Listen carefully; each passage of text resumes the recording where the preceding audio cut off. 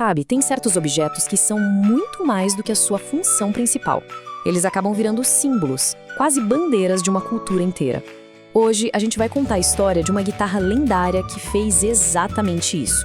Uma peça de madeira e metal que se tornou a arma preferida de uma verdadeira revolução musical. Pois é, porque vamos combinar. E olha, poucas declarações foram tão altas, tão afiadas e tão inconfundíveis quanto a da B.C. Rich Warlock. Certo, então vamos mergulhar nisso. Pra gente entender a Warlock, primeiro a gente precisa entender a mente por trás dela. E essa história começa com uma empresa que, desde o início, nasceu pra ser diferente. A gente tá lá no comecinho dos anos 70, em Los Angeles.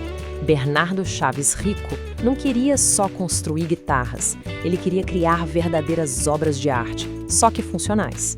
A luthieria pequena dele, a B.C. Rico, era o exato oposto das gigantes da indústria da época. E o contraste na filosofia era gritante. De um lado, você tinha as grandes marcas, focadas na produção em massa, com designs seguros, tradicionais. Do outro lado, a B.C. Rich apostava tudo no trabalho manual, artesanal e na inovação mais radical. A ideia não era agradar a todo mundo, era criar uma identidade única para quem não se encaixava no padrão. E não era só aparência, viu? A B.C. Rich estava na vanguarda da tecnologia. Eles botaram nas guitarras circuitos ativos, um monte de chaves de captação, coil splits. Era basicamente um arsenal de opções de som que os músicos da época mal podiam sonhar. Eram instrumentos feitos para quem buscava algo a mais. E foi nesse caldeirão de rebeldia e inovação que, ali por volta de 1978, um dos designs mais extremos e reconhecíveis da história da guitarra foi forjado. A Warlock. Cara, só o nome já diz tudo, né? Não foi feita para ser amigável, foi feita para ser poderosa. A filosofia aqui era muito clara. Criar algo agressivo, futurista, quase ameaçador.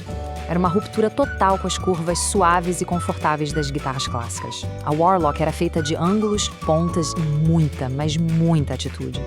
E por baixo daquela aparência selvagem tinha um instrumento de altíssima qualidade. As originais, feitas nos Estados Unidos, tinham construção neck-true, que é quando o braço e o corpo são uma peça só de madeira, o que garante um sustain absurdo. Usavam madeiras nobres como mogno e ébano, hardware de primeira linha e toda aquela eletrônica complexa que já era a marca registrada da B.C. Rich. Um design tão radical assim precisava de uma música que fosse igualmente radical. E nos anos 80, a Warlock encontrou seu lar perfeito. O cenário estava montado. Os anos 80 viram uma explosão de subgêneros do metal.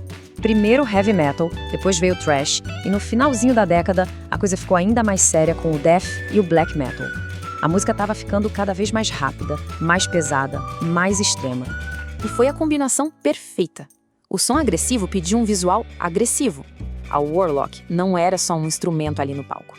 Ela era parte da performance, um símbolo visual do som que estava saindo dos amplificadores.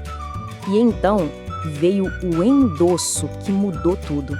Quando Kerry King, do Slayer, uma das bandas mais influentes do thrash metal, subiu no palco com uma Warlock, a imagem foi cimentada para sempre. A B.C. Rich Warlock era oficialmente a guitarra do metal. Com essa popularidade toda, a demanda explodiu. Aí a B.C. Rich expandiu a produção, levando para fora dos Estados Unidos. Isso trouxe algumas mudanças. Apareceram modelos com braço parafusado e uma eletrônica mais simples. Mas o mais importante foi que a Warlock se tornou acessível para uma nova geração de guitarristas que queriam aquele visual icônico. E mesmo depois de décadas de mudanças na música, na indústria, o legado da Warlocks continua aí, afiado como as suas pontas. Hoje em dia, a Warlock é mais do que uma guitarra, ela é um ícone. É bater o olho e pensar na hora, em identidade, em presença de palco, em uma atitude que não pede desculpas. É um visual que simplesmente não faz concessões. A B.C. Rich não criou a Warlock para ser universalmente amada.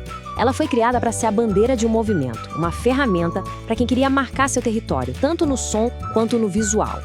Isso tudo deixa a gente com uma pergunta, né? Que outros objetos, assim como essa guitarra, deixaram de ser apenas coisas para se tornarem a representação de uma cultura inteira? Fica aí uma ideia pra gente pensar.